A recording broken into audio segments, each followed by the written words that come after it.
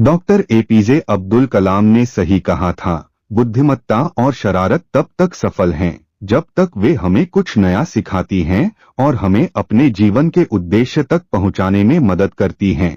आपको क्या लगता है, आपका संतान कौन सा शरारत करता है?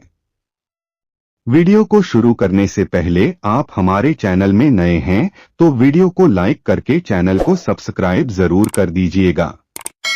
हम इसे एक कहानी के माध्यम से समझने की कोशिश करते हैं। यह कहानी दो लड़कों की है जिनका नाम रमेश और सुरेश था।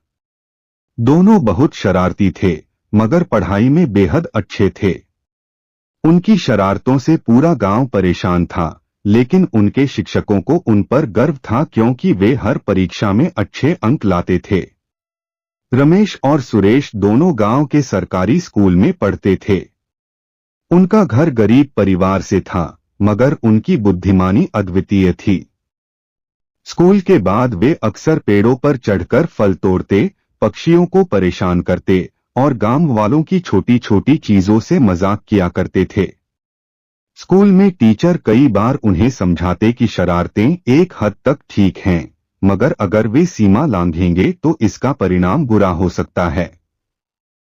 एक दिन स्कूल में सूचना आई कि देश के महान वैज्ञानिक और पूर्व राष्ट्रपति डॉक्टर एपीजे अब्दुल कलाम गांव के पास एक विज्ञान मेला देखने आ रहे हैं। रमेश और सुरेश के लिए यह किसी चमत्कार से कम नहीं था। वे कलाम साहब से मिलना चाहते थे और उनके सामने अपनी शरारतों के किस्से सुनाना चाहते थे। मेले के दिन गांव के स्कूल के बच्चों को विज्ञान प्रदर्शनी में बुलाया गया। रमेश और सुरेश ने वहां जाकर सबसे पहले एक मॉडल बनाया जिसमें उन्होंने कुछ वैज्ञानिक प्रयोग दिखाए। कलाम साहब उनकी रचनात्मकता से बहुत प्रभावित हुए। वे दोनों से मिले और कहा, तुम दोनों बहुत होशियार हो, लेकिन शरारत और अध्ययन में संतुलन होना चाहिए। अगर शरारतें जरूरत से ज्यादा हो जाएं, तो इससे तुम्हारे लक्ष्य पर प्रभाव पड़ सकता है। रमेश ने उत्सुकता से पूछा, लेकिन सर, हम शरारती हैं, तो क्या इससे कुछ गलत होता है? अब्दुल कलाम ने मुस्कुराते हुए कहा, शरारतें बुरी नहीं हैं, जब तक वे दूसरों को नुकसान न पहुंचाएं। लेकिन जब तुम्हारे पास इतनी अद्भुत बुद्धि है तो तुम्हें उसका सही उपयोग करना चाहिए।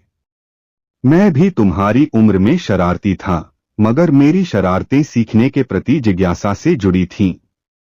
तुम अपनी शरारतों से सीखने का तरीका ढूंढ सकते हो? सुरेश ने उत्साहित होकर पूछा। कैसे सर? कलाम साहब ने एक कहानी सुनाई। जब मैं छोटा था तो मैंने भी एक बार हवा में उड़ने के सपने देखे थे। मैंने पतंग उड़ाने की कोशिश की, मगर वह बार-बार। मैंने तब पतंग को उड़ाने के विज्ञान के बारे में सोचना शुरू किया। हर बार पतंग गिरने पर मैं उससे सीखता और धीरे धीरे अपनी गलतियों को सुधारता।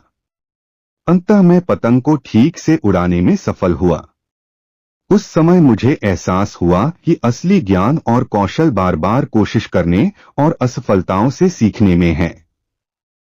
रमेश और सुरेश को इस बात का एहसास हुआ कि उनकी शरारतें तब तक सही हैं जब तक वे कुछ नया सीखने का जरिया बनती हैं। उन्होंने फैसला किया कि वे अपनी ऊर्जा और रचनात्मकता को सही दिशा में लगाएंगे। वापस स्कूल में उन्होंने अपने शिक्षकों से नई नई चीजें सीखने की कोशिश शुरू की। अब वे न सिर्फ शरारत करते थे, बल्कि हर शरारत से कुछ नया सीखने की कोशिश करते।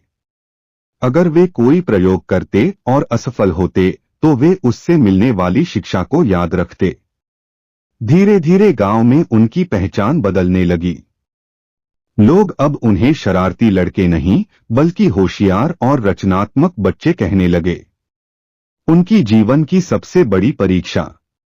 एक दिन स्कूल में विज्ञान प्रतियोगिता का आयोजन हुआ। इस बार रमेश और सुरेश ने एक ऐसा मॉडल बनाया जो उनके गांव की बिजली समस्या को हल कर सकता था। गांव में अक्सर बिजली कटौती होती थी और उन्होंने इसका समाधान खोजने का निश्चय किया। उन्होंने अपने ज्ञान और रचनात्मकता से एक सोलर पावर सिस्टम का मॉडल तैयार किया। इस मॉडल ने पूरे गांव और स्कूल के शिक्षकों को चौंका दिया।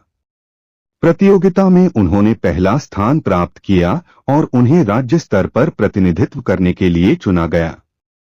प्रतियोगिता के बाद रमेश और सुरेश को एहसास हुआ कि शरारतें और बुद्धिमत्ता दोनों का सही संयोजन ही सफलता की कुंजी है।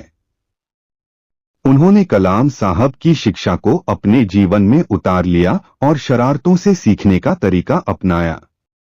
डॉक्टर एपीजे अब्दुल कलाम ने सही कहा था, बुद्धिमत्ता और शरारत तब तक सफल हैं जब तक वे हमें कुछ नया सिखाती हैं और हमें अपने जीवन के उद्देश्य तक पहुंचाने में मदद करती हैं।